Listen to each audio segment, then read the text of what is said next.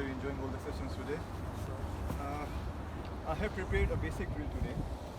Most of you may have noticed, like whenever a batsman is going for batting, he likes to take some drills before going to the match, right?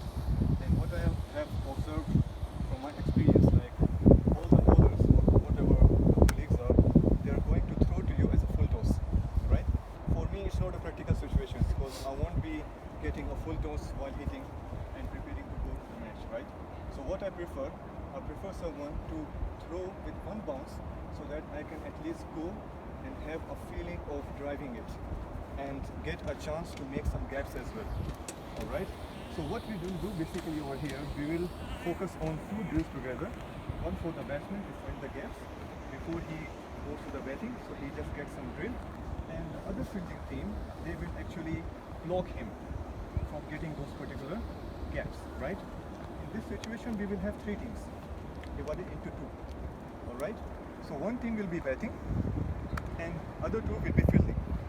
And how they will be fielding is, for example, Tom and Niven are in one team, so they should not stand together because I have made a counting system for all of you, not only for the batsman. So for example, I am the batsman, right? I found a gap, I get 3 runs. Okay? I don't find a gap, he stops the ball, so he gets 1. If he dives, he makes an extra effort and stops, he gets 2. Alright? So in this situation, he is actually earning the point during the fielding, and once he comes back, he already has some points to play, and then in the batting as well, he can get some credit. So this is a small chart to show you. Team A, if you can come closer, everyone. Team A, Team B, Team C, right? Points while batting. Did he find the gap? If yes, 3 runs. If he played upish, -1. So you will be counting the runs? Yes, I'll be counting that one. Points while fielding for the same Team A. If they stop directly coming to them, it's 1. If they make an effort, 2 runs. Alright? Is it clear? Alright. So same goes for 3 team.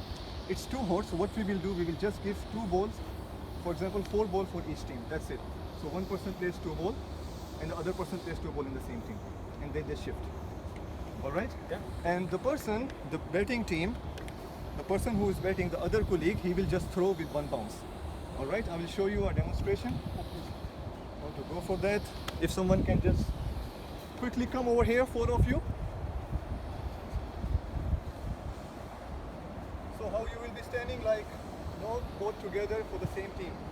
So for team A and then team B, team A, team B. What is the reason behind this? So that if I'm hitting only over here, so both the team get the chance to get the score. Alright? So if you can move to the point side, yeah, and then you can adjust how you want to cover the gaps. Starting, you will do 1 bounce. Alright? So if it goes to the fielder, he stops it, it's 1 point for him. Nothing minus for me. If I find the gap, 3 points for me. If I play upish, -1 for you. If you stop it with an effort, 2 points for you. If you stop it normally, 1 point for you. That's it. So all of you are actually earning the points for this. Clear? Yeah. Can I repeat it again? Last 2 balls. I did a few balls.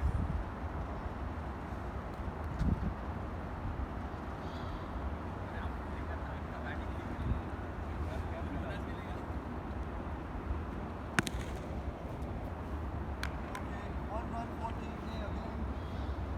Stop the ball.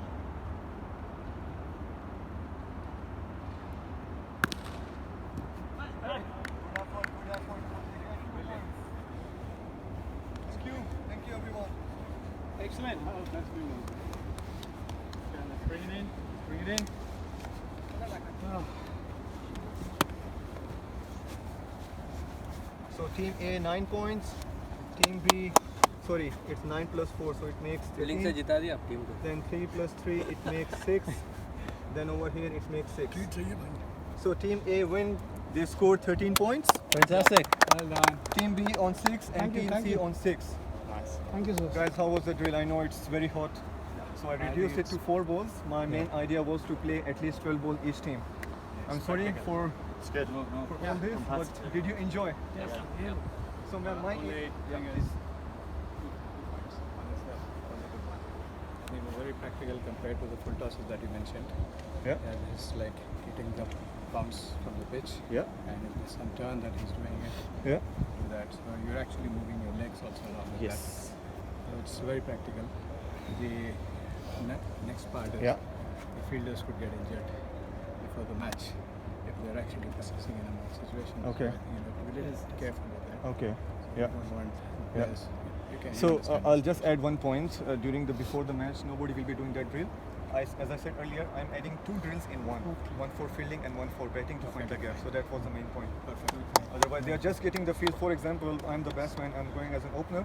I'll just take straight over here with one ball drill. That's it, with no fielder. That's it. Any other points? Any feedback? It's good.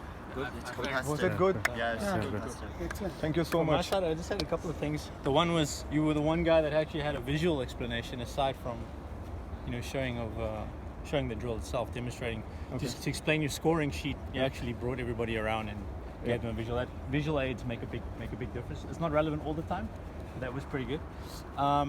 The other thing is you adapting from 12 balls to 4. That's what you got to do as a coach. You have to adapt. You got to think on your feet. You got to assess the conditions because that's out of your control. Yeah. You know, as much as you'd like to think we can, you know, control every element of practice, that's one thing that you can't control. So that was well done to reduce it. Yeah, and then aside from that, I think overall, I disagree with that comment though. And again, this is just me coming from a different sport. I don't believe we need to bubble wrap our players. I know you don't want to run the risk of hurting your guys before a game, but the movement pattern that they're going to be using all day is the same thing that's going to be done in the morning there. So I tend to, as long as you can create an environment that's relatively speaking that is safe, then. But yeah, I hear you 100%. You don't want anybody to get hurt. But that's something that I don't necessarily agree with. But the best thing I thought was it was challenging for the fielders also. Yes. Because he was giving points for the saving guys. Can we